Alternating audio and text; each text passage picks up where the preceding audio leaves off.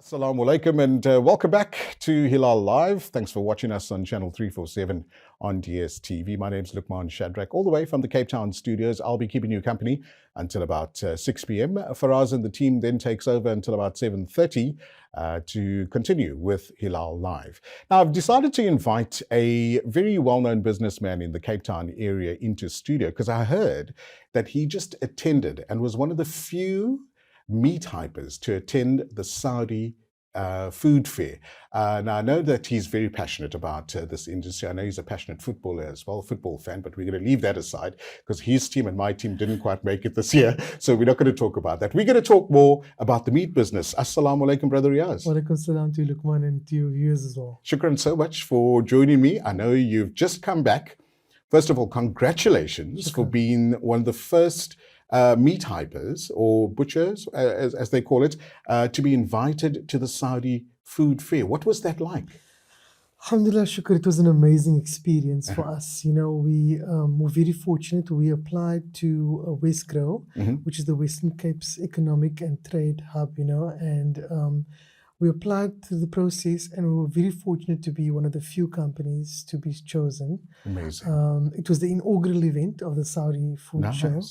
And we were the only butchery representing South Africa. That's a massive achievement. Well done. You know, so shukran so much. Afwan. So I mean, this, I would imagine, would only open up so many more doors, opportunities for you as well. First of all, when you got to the food fair, were there lots of other South African companies in various industries? And was it in representation from other parts of Africa as well? So in our stand particularly, there were about 5 other companies, mostly from the Western Cape, as Westgrow arranged this particular pavilion for us.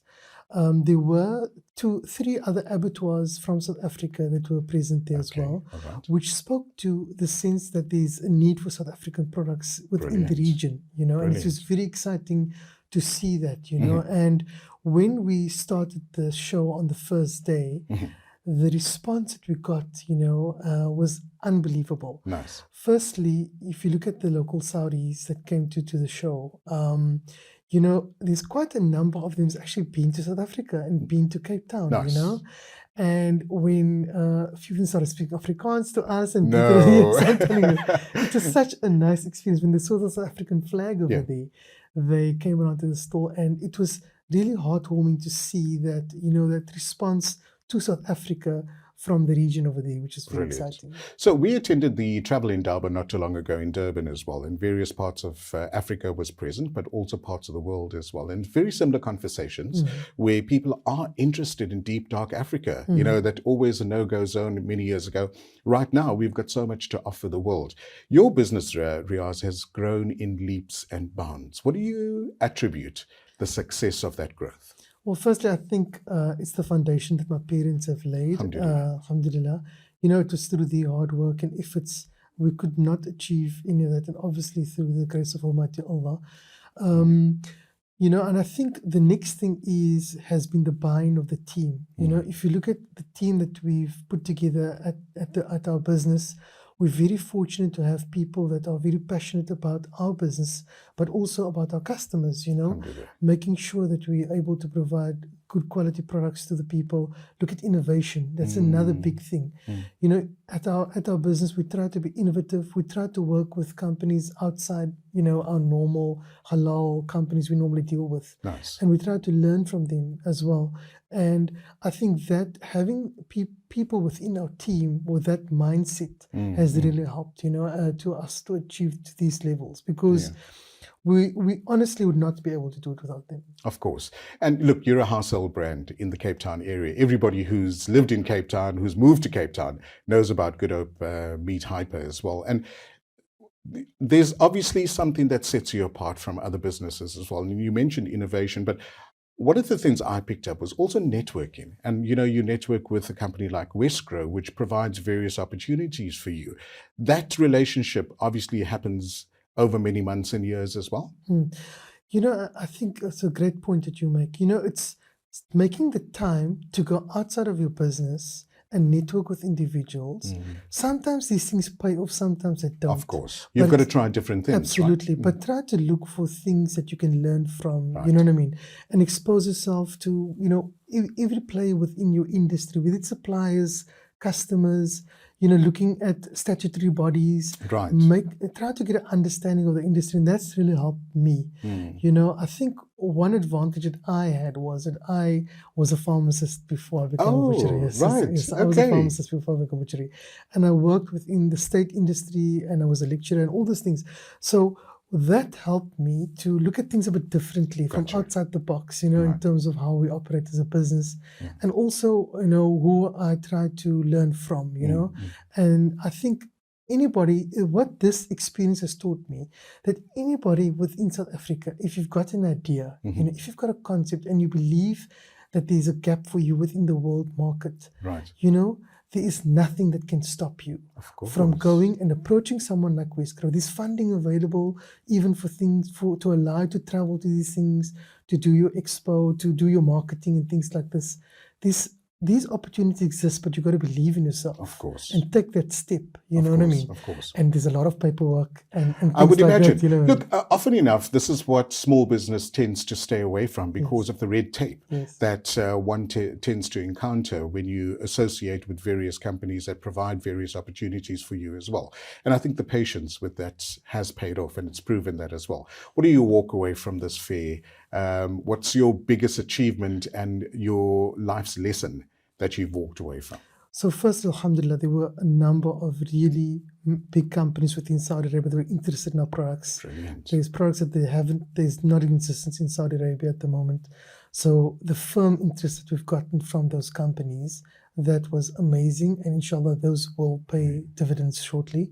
The second thing I can say is that, you know, I saw what the world has to offer, and that was very good for us to see, because it also showcased where we are at within the sector, but also taught me, for example, that our packaging and our labeling is areas that we need to focus on. You know what I mean? Where do we have to work on? And if I look at things like that, you know, because if you look at this international market, things like that sells a product. You know? They say a picture tells 1,000 words. Now, here in Cape Town, we might rely on our brand, rely on our name, our loyalty of our customers. There, we're just another now of who's this company.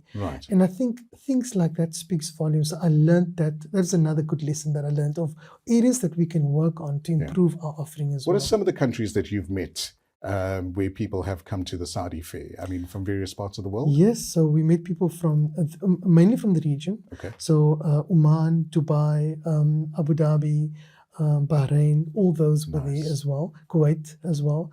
But then we also had people from Europe that were there. Unfortunately, we cannot export to Europe at the moment. But the thing is, there were a number of people from Europe that were saying there's not these halal products available to them, and they'd love to get these products into their markets. So inshallah, maybe soon there's a door that will open there as well. Inshallah. Africa was also a very interesting market for us as well.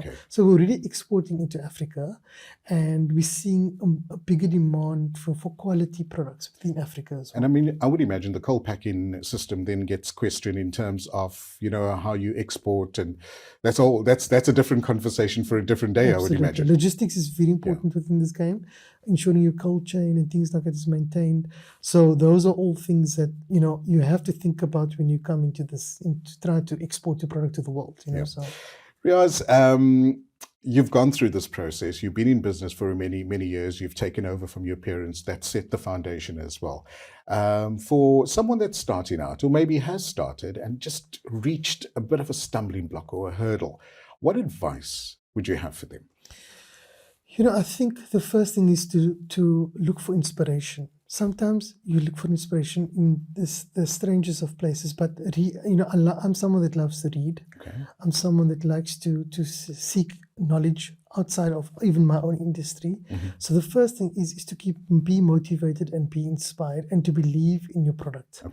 You know, like we have the saying, we got to eat our own products. We got to, you know, try everything and make sure that we believe in everything we sell. So that's number one.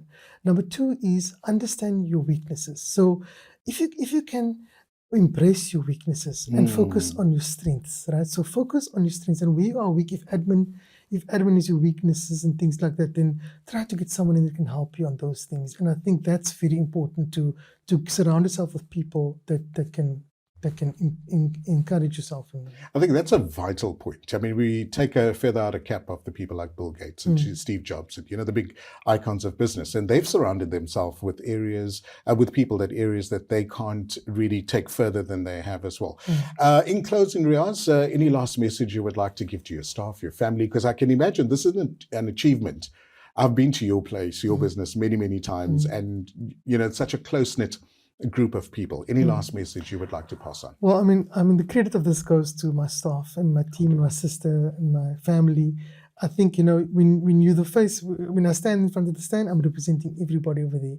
But ultimately, we are in this position because of our customers. Alhamdulillah. And we thank our customers, because without their support, we might not be able to have gotten our products out to the world. So we're very appreciative. Once again, a huge congratulations, and flying that South African flag, but more important, that Cape Town flag. We really look up to you in terms of a leader in the industry, and may all your projects grow from strength to strength, inshallah. Inshallah. Shukran so much for the opportunity, and thank you, and all the success to this channel as well. Jazakallah so much. Thank you. Jazakallah. And that's Brother Reaaz Ahmed from Good Hope Meat Hyper, chatting to us about the Saudi food fair that he recently attended. So keep one eye open. I'm sure that Reaaz will be back chatting to us and encouraging more businesses to be part of this project as well. When we come back, we chat to a local organization that is nationally branded, but based here in Cape Town as well. Don't go away. We'll be back after the break.